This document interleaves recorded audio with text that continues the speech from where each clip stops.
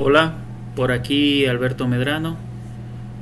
Continuamos con su curso de electrónica 2, en particular tema 3, en la que vamos a hablar finalmente ya, esta es la última clase de tema 3, de multivibradores, temporizadores y generadores de funciones. En esta oportunidad vamos a hablar sobre algunas aplicaciones prácticas y un repaso de unas ecuaciones que le prometí del vídeo anterior, en la cual íbamos a desarrollar en este momento. Entonces continuamos. Lo que tenemos acá es ese repaso. En el vídeo anterior yo les comenté sobre el generador rampa, que también se le conoce como diente de sierra. Les comenté de esta nota de aplicación de ON Semiconductor y este circuito de aplicación que ellos tienen publicado en su hoja técnica de datos. Más sin embargo, les comenté que las ecuaciones como tal especificadas ahí pues no me parecían correctas. Entonces en la parte superior yo les coloco la ecuación que considero para este generador de corriente constante, ¿no? Entonces en clase nosotros vimos un tipo de generador de corriente mucho más sencillo de calcular. Implicaba cambiar esta R1 por un par de diodos semiconductores. Entonces eso es lo que vamos a intentar recuperar ahora para aquellos chicos que no pudieron asistir a clase de forma presencial.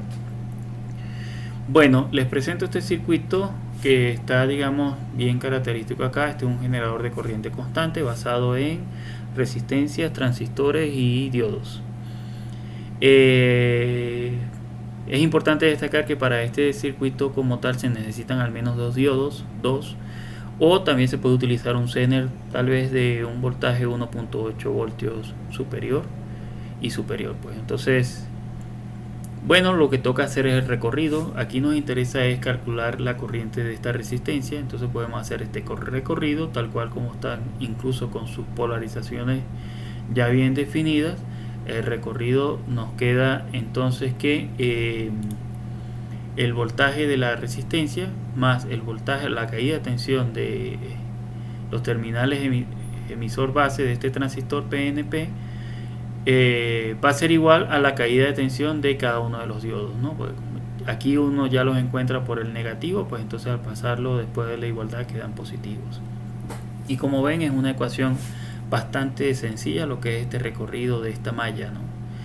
Ahora aquí lo que es importante destacar o revisar es en las hojas técnicas de datos de tanto del diodo, que es un 1N4148, es un diodo de señal pequeña, no es un diodo de potencia, pero para este tipo de aplicación es más que suficiente, y un transistor de propósito general 2N3906, que también puede ser un BC, bueno, no recuerdo el otro, pero hay muchos transistores equivalentes con este número de parte. Pero bueno, a juzgar acá por la gráfica que está ya presente, pues esta es la característica típica del 1N4148, en especial lo que es la caída de tensión en continua, dependiendo la temperatura de la unión, pues de la unión de sus compuestos P y N, ¿no? Entonces, ¿qué es lo que quiero que extraer de acá? Bueno, nosotros necesitamos saber cuál es la caída de tensión en estos diodos. Aquí tenemos una fuente de alimentación que está conectada, digamos, a este circuito, y los diodos están limitados por esta resistencia de 50K.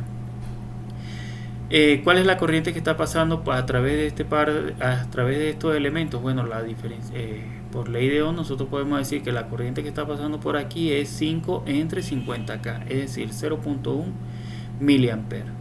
Nos tenemos que, digamos, enfocar en esta línea que está aquí, y a juzgar por la temperatura ambiente a unos 25 grados Celsius, que es la que normalmente es la temperatura de referencia que se utiliza para todos estos dispositivos pasivos. Todos estos dispositivos pasivos, nosotros vamos a estimar un voltaje de la caída de tensión en continua de el diodo, ¿no? Entonces, para 25 grados Celsius, a una corriente de 0.1 mA a través del elemento, la caída de tensión en continua pudiese estar, digamos, en 0.55 voltios. Y ese es el valor que necesito, digamos, extraer. Ahora, ¿qué es lo que sucede? Bueno, lo que sucede es que en cada uno de estos diodos hay una caída de 0.55 voltios. Entonces yo puedo decir ya directamente que la caída de tensión en continua de 0.55 va a estar presente tanto en el diodo 1 como en el diodo 2, y como esto es un transistor de propósito general también basado en silicio, voy a decir que la caída de tensión entre el emisor base de este transistor también es 0.55. Lo hago de esta forma. Entonces, si yo sustituyo o cambio cada uno de estos tres elementos que están acá por B sub F a 0.55, yo puedo simplificar dos de estos y me va a quedar uno solamente. O sea, el resultado de esta ecuación va a ser esto. Y es por eso que hacen falta al menos dos diodos acá, porque si tengo uno solo, pues no va a ser, digamos, no va a funcionar este circuito como tal. Entonces lo que sucede es que el voltaje de la resistencia es igual a la caída de tensión de uno de los diodos. Continuamos. Si yo represento el voltaje en la resistencia en su forma clásica, en su forma pues como tal de corriente por resistencia, y despejo la corriente, lo que me va a resultar es esto. Y como ven, esta es la corriente que pasa a través del resistor. Si ustedes observan acá, este es un valor constante y esto es un valor constante. Por lo tanto, aunque aquí diga R, es RE por cierto, eso es un valor constante. Bien, y si esa corriente al pasar a través de este transistor va a ser la misma corriente que va a pasar por el condensador, entonces puedo decir que la corriente de la resistencia es igual a la corriente del condensador.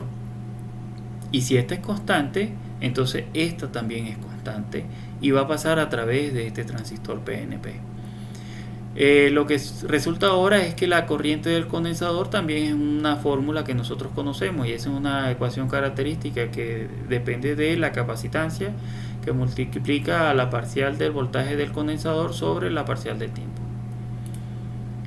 Si yo igualo estas expresiones que tenemos acá, entonces tengo que el voltaje en continua sobre la resistencia va a ser igual a la corriente del condensador, que está determinada por esto. Y agrupando términos, todos los términos que son constantes los coloco juntos y paso el parcial de t a este lado de la igualdad. Lo que nos queda es esta expresión, y esta expresión se puede aplicar la derivada en ambos términos de la igualdad y nos va a quedar algo como esto. Ahora bien, esta es la ecuación característica de carga del condensador. Si despejo T, pues yo puedo tener la ecuación característica de la carga del condensador. Pero aquí lo que nos interesa es que, digamos, lo interesante de este asunto es evaluar cuando ese condensador alcanza 2/3 de VCC.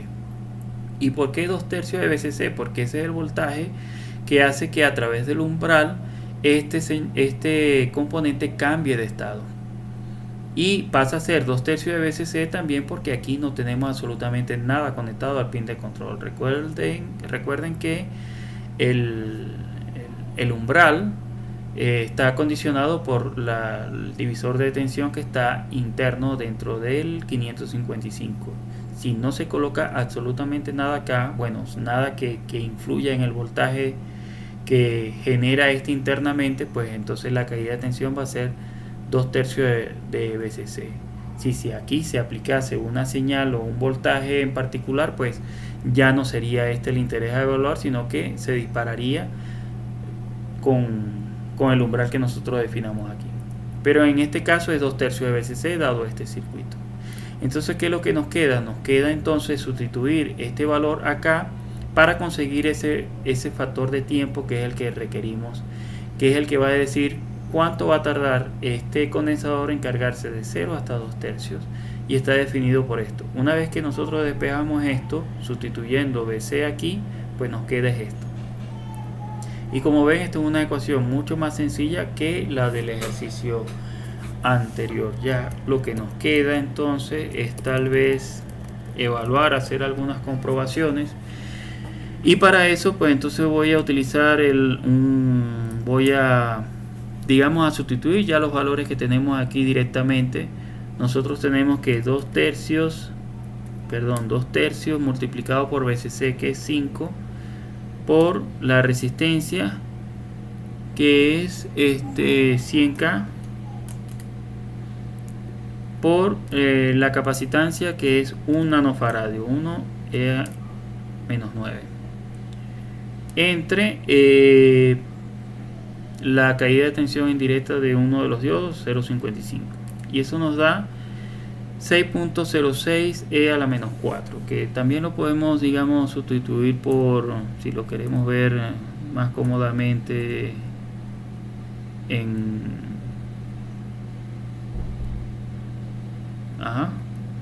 micro está bien. Bien, serían 606.06 microsegundos, ¿no? Por 10 a la menos 6 microsegundos. Bueno, nosotros podemos hacer entonces la evaluación también con nuestro simulador, en este caso Proteus, que es uno de los que estoy utilizando para esto. Y como pueden observar acá en la simulación, vamos a pasar el archivo.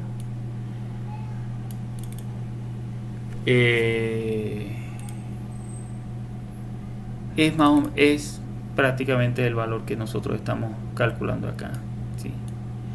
Con cierto error, pero bueno, ese es el valor que tenemos. Bien puede ser porque la caída de tensión del transistor puede que no sea 0.55 tal cual como lo definimos, pero es una aproximación bastante buena que nos está resultando. Y aquí pues ustedes pueden ver también, es bastante cercano, pero bueno, no estamos utilizando todos los decimales que corresponden, ¿no? Bien sea que no lo utilicemos nosotros o no lo utilice el simulador, pero la verdad es que está bastante cercano a lo esperado. Bueno, eso es lo que podemos hacer con este circuito que tenemos acá. Tienen simulación, tienen comprobación, entonces lo que vamos a hacer es avanzar con otro ejercicio de aplicación práctica. Entonces continuamos por aquí. Vamos a resolver lo siguiente. Ya a los que nos gusta, a los que les gusta o lo que nos gusta, digamos, los ejercicios tipo examen, ¿no? Vamos a ver. Para un tiempo t igual 0 se activa el siguiente sistema. Nos están pidiendo hallar el voltaje de salida entre el periodo de tiempo de 0 a 2.5 milisegundos. Y lo que tenemos a la izquierda, tal cual como se observa, es un circuito astable. A excepción de que tenemos una consideración especial acá, que es que tenemos una resistencia puesta a tierra en este pin de control. Y eso, digamos, nos va a salir nos va a hacer, digamos, salir un poco de la zona de confort de utilizar las fórmulas del astable, que digamos ya están bien definidas. En un circuito estable, cuando el pin de control no se altera, pues la fórmula, digamos, los voltajes de umbral y de control están bien definidos a 1/3 de BCC y a 2/3 de BCC. Lo que resulta acá es que esto no está cambiando, digamos, no está cambiando ese techo.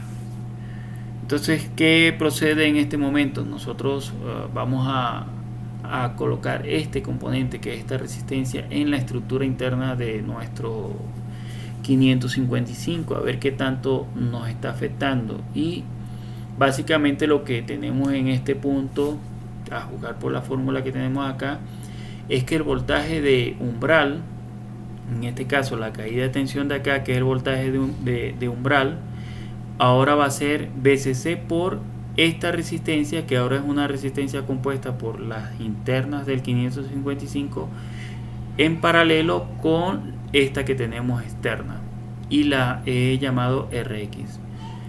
Esto es una ecuación de divisor de tensión, BCC por esta resistencia, entre la suma de RA, que es la que queda acá, por la resistencia que queda acá.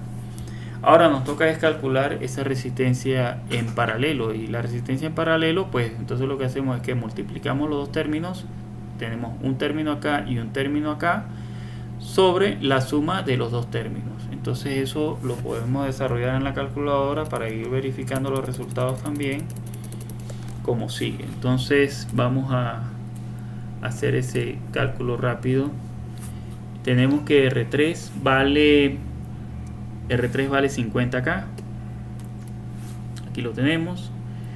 Que multiplica a lo que tenemos acá, que sería 5 y 5 serían 10K. Esto es lo que tenemos por acá, sobre la suma de prácticamente todo, que sería 60K, la suma de las tres resistencias. Entonces sería entre 60K, y eso nos resulta en, perdón, aquí se me fue un 2, aquí es 60 y a la 3. Eso nos resulta en 8.333333K. Vamos a almacenar un momento ese valor en memoria para tratar de utilizar toda la precisión posible, y de ahí en adelante calcular pues todo lo que nos toca, ¿no? Entonces, de la ecuación inicial que tenemos acá, tenemos que la caída de tensión en Rx, es decir, esto es el voltaje de umbral. Entonces vamos a proceder a calcular esto que tenemos acá, donde BCC es 5. Entonces tenemos que 5 que multiplica a Rx, que ya lo calculamos acá, que es A, entre RA, que es esta que tenemos, no, perdón.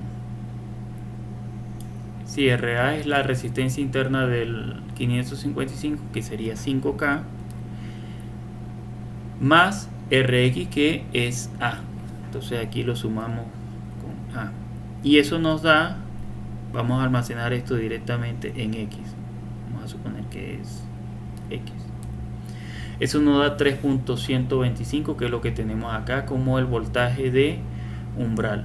Seguidamente, una vez calculado el voltaje de umbral, nosotros sabemos que el voltaje de trigger o de disparo, que está conectado justo acá, es la mitad del voltaje de umbral. Entonces nosotros ya podemos decir que X medio lo almacenamos en Y. Lo hago para tener, hago esto en la calculadora para tener estos valores, digamos, en memoria, ¿no?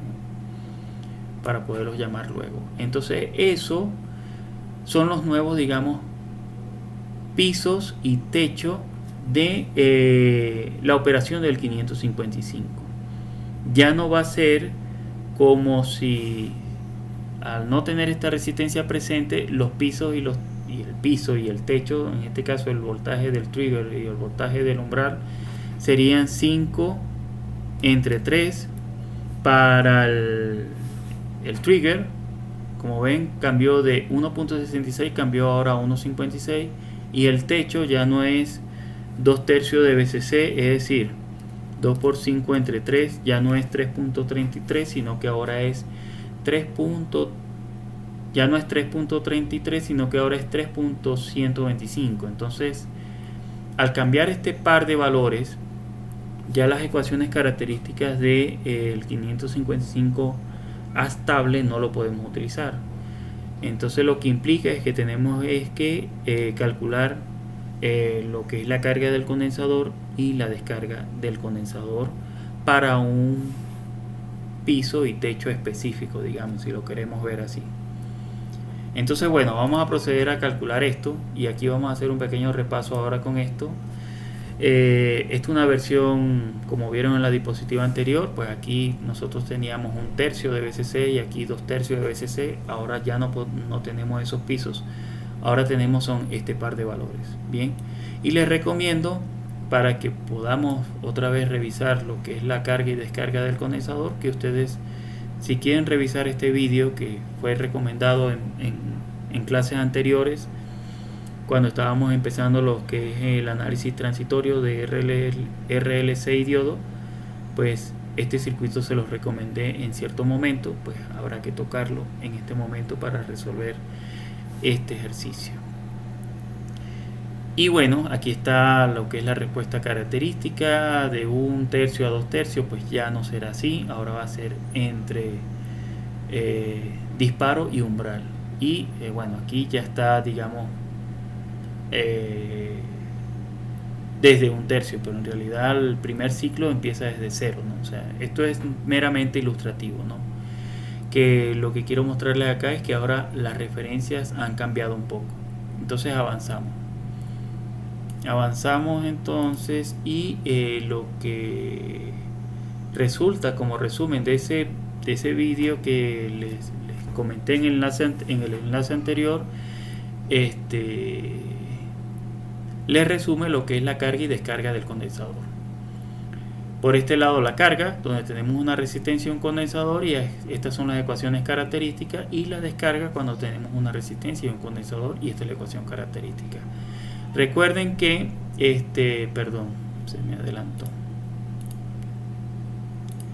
Recuerden que para el circuito de carga se están utilizando acá dos resistencias, bien, y para la descarga se utiliza solo la resistencia de descarga.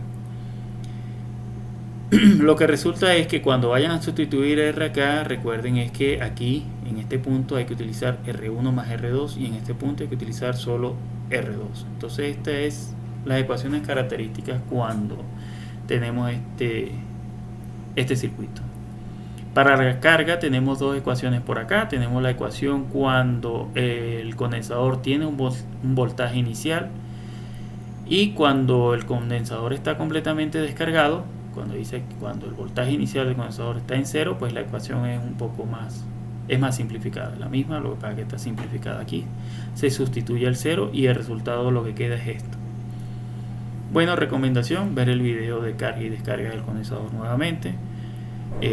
Básicamente lo que nosotros necesitamos es, aquí sí se representa cómo inicia desde el tiempo 0, y la primera carga es un poco más larga porque tiene que desplazar desde 0 hasta 2/3, perdón, ya no desplaza hasta 2/3, desplazaría 2/3 si aquí no existiese una resistencia, pero como ahora existe un elemento que altera la referencia un poco, pero la altera, ahora tenemos que decir que carga desde 0 hasta el voltaje, hasta el nuevo voltaje de umbral, y que se va a descargar hasta el nuevo voltaje de trigger o de disparo, y así sucesivamente. Entonces ya nosotros tenemos el primer valor, que es el tiempo igual 0, el voltaje 0, por lo tanto la salida se va a mantener en 1, porque al ser este voltaje inferior al voltaje de trigger, este ciclo va a empezar, o digamos el 555 directamente va a querer cargar el condensador. Entonces va a iniciar en alto hasta que logra alcanzar el voltaje de umbral, y así sucesivamente va a estar cambiando de estado porque este es un circuito estable. Bueno, lo que toca es ir resolviendo cada uno de los tramos como tal y calcular T0, T1, T2, T3, T4, todos los tiempos que sean necesarios hasta conseguir evaluar el circuito hasta lo que nos han requerido, que es hasta T 2.5 milisegundos. Es tener la gráfica de esto. Bueno, entonces avanzamos por aquí. Vamos a ir rápidamente. Avanzamos nuevamente por acá. Bueno, vamos con el tiempo 0. ¿Qué resulta en el tiempo 0? Bueno, tenemos que el voltaje del condensador es 0 voltios. Por lo tanto, el set va a ser igual a 1. ¿Qué quiero decir con esto? Set 1, Q1 y Q negada 0. Bueno, si pasamos nuevamente atrás para ver esto un momento, son estos estados que tenemos acá. Tenemos que el set es 1 porque está completamente descargado el condensador. Entonces el trigger se va a disparar. Bien, y ahí vamos a tener un set 1. Al tener un 1 aquí en set, va a colocar un 1 en la salida, y como esta es la negada de Q, pues aquí vamos a tener un 0. Al tener un 0 aquí presente, este transistor digamos que se abre, por lo tanto lo que va es a iniciar con el ciclo de carga. Es como si esto no estuviese presente, ¿no? Va a ser estrictamente lo que está aquí en azul, y en azul lo que tenemos es un par de resistencias con un condensador. Pero en el tiempo 0 va a arrancar es desde 0, no va a ser aquí como dice de 1/3. Recuerden que esto es meramente ilustrativo. El primer ciclo va a arrancar desde acá y va a llegar hasta no 2/3, sino hasta el voltaje de umbral. Bien, entonces vamos y seguimos aquí con el cálculo, ¿no? Perdón, estamos por aquí. Bien, ¿qué es lo que tenemos por acá? Tenemos una ecuación característica de carga del condensador. Y tenemos la ecuación cuando el voltaje inicial del condensador es 0 voltios. Bien, ¿qué vamos a hacer acá? Nosotros tenemos esta ecuación y vamos a hacer como un juego de sustitución donde tenemos que T1 es el valor que nosotros, digamos, queremos conseguir. El tau, ahora vamos a distinguir tau de carga con tau de descarga. En este caso el tau de carga involucra R1, R2 y C1. Es el tau que tengo especificado acá. Bien, y esto será válido hasta que el condensador que está acá alcance el voltaje de umbral, que en este caso es 3.125 voltios. Entonces, como este es el voltaje objetivo, lo que nosotros en realidad necesitamos es conocer este tiempo en que este voltaje es alcanzado. Entonces el voltaje es el valor que ahora, digamos, conocemos, y lo que nos queda es despejar T1 de esta fórmula que está acá.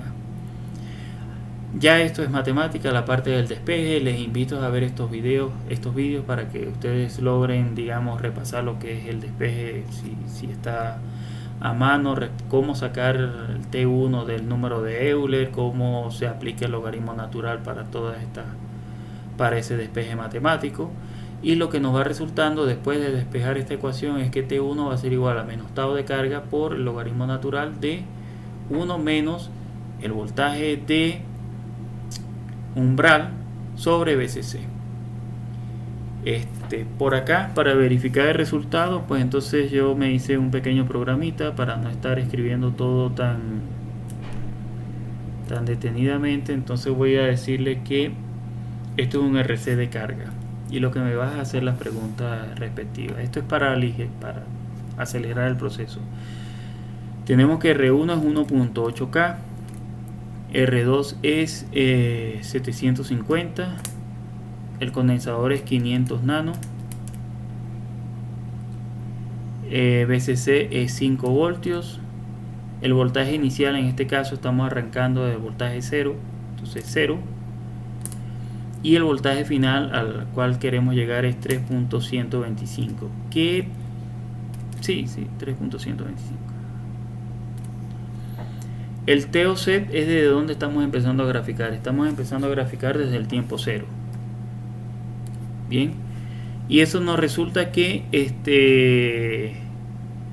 el tiempo de que le tomó cargarse hasta 3.125 voltios fueron 1.25 milisegundos, y me ha almacenado este valor en C. Esto es bueno considerarlo para mantener la precisión de mi resultado. Voy a anotar ese tiempo 1 que está temporalmente guardado en mi variable C de la calculadora. Ya esto es propio de la calculadora, no tiene que ver con el ejercicio, ¿no? Bueno, entonces aquí lo que nos toca es preguntar, ¿ya es suficiente? O sea, ya hemos alcanzado el T2.5 milisegundos, y resulta que no. O sea, todavía falta tal vez unos cuantos ciclos de descarga y carga adicional para poder tener toda la información de todo el intervalo.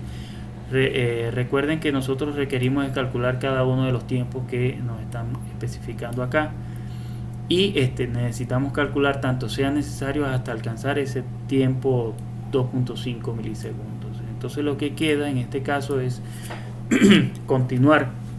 Esta vez ahora será con un ciclo de descarga.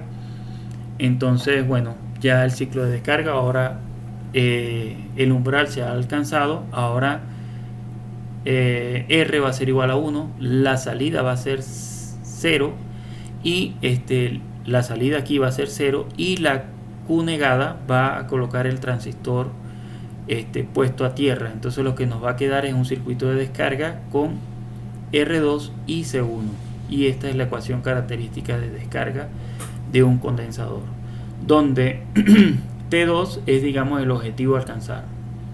Bien, y ahora tau de descarga solo va a estar involucrado R2 por C1. Bien, que son estos dos. Igual sustituimos, despejamos T2 y lo que nos está resultando es esto. Entonces aquí puedo ir nuevamente a lo que es mi descarga del condensador, y ahora digo que R2 es 750, el condensador es 500 nano, el voltaje del condensador, o sea, el voltaje inicial del condensador antes de empezar a la descarga es 3.125, que es lo que tenemos acá. Entonces ahora 3.125 el voltaje del condensador. Como ven, ya aquí no está involucrado la fuente de alimentación porque ahora el circuito se ha cerrado a través del transistor de descarga. Bien, y lo que nos queda es esto. Entonces el voltaje final va a ser ahora el voltaje hasta que alcanza que el voltaje del trigger sea el voltaje del condensador sea el voltaje que requiere el trigger, que es 1.5625. entonces ese va a ser nuestro voltaje final, 1.5625. y el TOZ es el desplazamiento desde donde estamos empezando a analizar ese dato, es desde 1.25 milisegundos, que para efectos prácticos ese valor se almacenó, digamos, con mejor precisión en la variable C. Entonces voy a llamar es C, y ahora nos resulta que el T2 es 1.51 milisegundos y que ese valor lo ha almacenado en C. Ya hemos calculado entonces la descarga que le ha tomado a este condensador limitado por esta resistencia, que es la que está, digamos, descargando ese condensador. Lo ha logrado al tiempo 1.51. ¿Se ha alcanzado el 2.5? No. Entonces hay que empezar a analizar otra vez. En este caso ahora es carga. La carga entonces se ha recibido por acá por el trigger, se ha cambiado el estado del biestable, por lo tanto ahora inicia un ciclo de carga, pero esta vez tenemos que utilizar la fórmula para carga cuando hay un voltaje inicial definido. Ya no va a iniciar desde 0, sino que ahora va a iniciar desde 1.5625, que es donde, digamos, se cambió el estado. Entonces esta es la fórmula característica de carga del condensador. Ahora tenemos que calcular el tiempo T3. El tau va a ser de carga nuevamente, o sea que está involucrado estos dos componentes, porque al pasar el trigger y el set pasa a 1, la señal en Q también es 1, por lo tanto el transistor de descarga lo que va a recibir es un 0, es decir, se va a abrir. Al abrirse, lo que va a quedar en paso es este circuito que tenemos acá. Bueno, entonces el voltaje objetivo es ahora alcanzar nuevamente el 3.125, que es lo que tenemos acá. Necesitamos calcular ese tiempo T3. Se hace el despeje, nos resulta esta ecuación, y bueno, volvemos a ingresar datos nuevamente. Entonces lo que decimos es que ahora voy a hacer cálculo de carga e involucro todos los componentes: 1.8K para R1, 750 para R2, 500 nano para C1, BCC sigue siendo 5 voltios, el voltaje inicial ya no es 0, ahora es 1.5625 que tenemos acá, perdón, sería 1.5625, y el voltaje final ahora va a ser 3.125 porque estamos en ciclo de carga, y eso nos da, el TOZ es que en qué momento estamos de la gráfica, en T2 1.51, que para efectos prácticos eso se almacenó en D, si mal no recuerdo, en D, y nos está resultando 2.28 milisegundos. Ese tiempo ¿es mayor a 2.5 milisegundos? No. Nos toca evaluar tal vez otro ciclo de descarga, más sin embargo está bastante próximo al 2.5. Pudiésemos decir que ya no es necesario calcular el siguiente, porque el periodo de descarga también es, digamos, un valor considerable y tal vez lo supere. el 2.5, pero si quieren calcular el ciclo de descarga, lo que hay que seguir el mismo procedimiento que en el anterior. En este caso el valor se almacenó en C. Vamos a continuar. Aquí pues he decidido continuar calculando el siguiente ciclo, entonces voy a utilizar este valor. La fórmula de descarga va a ser tal cual como lo hicimos anterior, solo que ahora va a ir desde 3.125 hacia 1.5625. entonces lo que toca es ingresar los valores nuevamente, y puedo hacerlo por acá de descarga. Entonces R2 es 750, C1 es 500 nano, el voltaje del condensador, el voltaje que tiene el condensador en ese momento es 3.125 y se va a descargar hasta 1.5625. El TOset es 2.28, que si mal no recuerdo eso lo almacenó en C. Entonces lo que hacemos es que aquí llamo a C para tener en lo posible la mejor precisión de mi resultado, ¿no? Entonces eso nos resulta en 2.54, que es lo que tenemos acá. Entonces lo que tenemos aquí finalmente es que ya tenemos un valor que es superior a 2.5 milisegundos. Entonces ya es suficiente para nosotros hacer el análisis o representar, bien sea en valores tal cual como lo tenemos acá, o representarlo gráficamente, que es lo que digamos le estoy mostrando aquí. Entonces ya aquí se cumple todo lo que es el análisis desde tiempo t desde 0 hasta 2.5 milisegundos. Seguido de esto, pues entonces también está el archivo de simulación, en la cual le puedo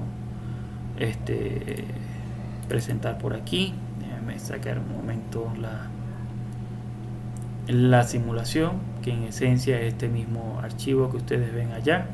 Este par de circuitos de simulación están disponibles para que ustedes los descarguen, así que ustedes pueden bien sea manipularlos o correrlos tal cual, o ir cambiando valores, ir entrenando sobre este asunto.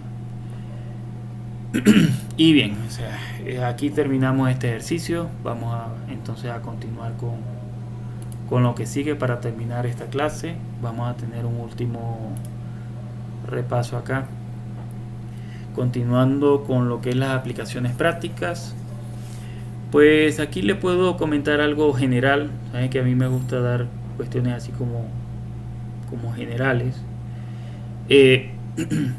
Y algunos fabricantes, no todos, pero algunos fabricantes acostumbran a utilizar el carácter Q para distinguir a los componentes que son para aplicaciones de uso automotriz. Entonces ya con el número de parte, en este caso un TLC 555-Q1, pues uno ya sabe que es un componente para uso automotriz. Entonces un tipo de aplicación práctica ya para este tipo de componentes va para el sector, este tipo de productos, ¿no?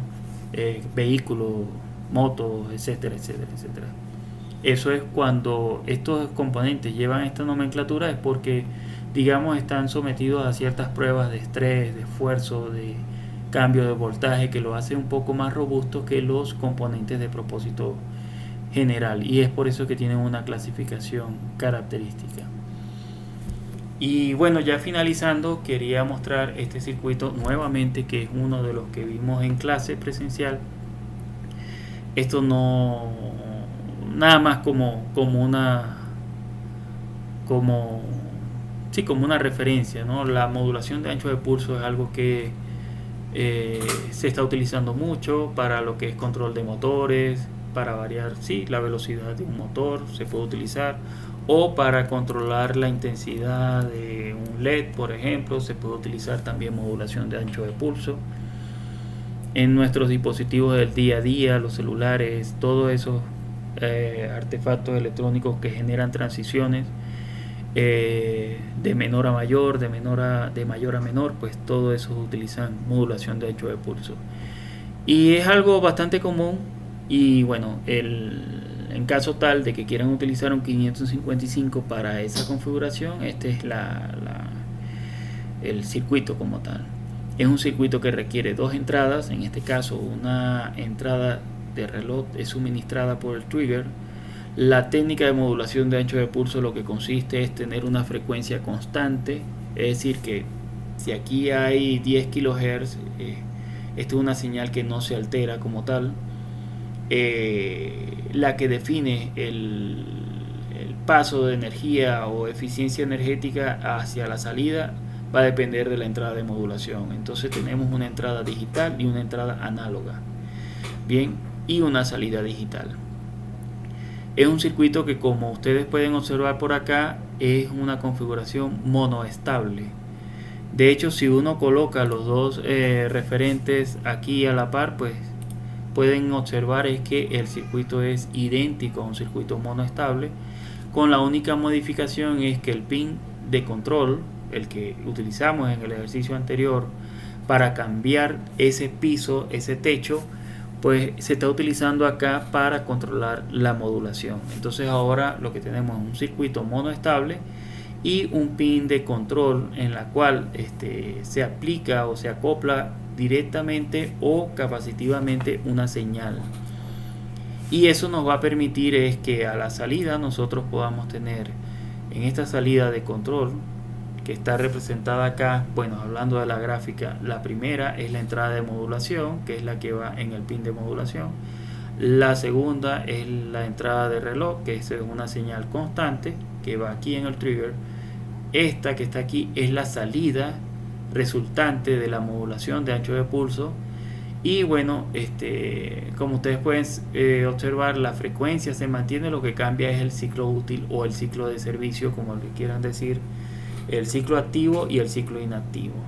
Tal vez aquí se ha hecho un cambio muy drástico sobre la parte de modulación, pero con un buen control de la entrada de modulación uno puede generar un efecto característico a la salida. Esta salida, al ser aplicada a un motor o a un LED, que son los dos ejemplos que se me vienen a consideración en este momento, ustedes pueden hacer tanto control de velocidad en el caso del motor o control de intensidad de luz en el caso de los LED. Y aquí pues lo que se logra ver es efectivamente lo que es la carga del condensador, bien, a lo largo de esta modulación tal cual como va aquí. Bueno, eso es todo sobre lo que son aplicaciones prácticas de este tema. Ya de aquí en adelante pues entonces iniciamos con el tema 4 y nos vemos en un próximo vídeo. Recuerden, si hay alguna observación, comentario, lo pueden hacer bien sea en el vídeo o en el Classroom. Nos vemos en un próximo vídeo.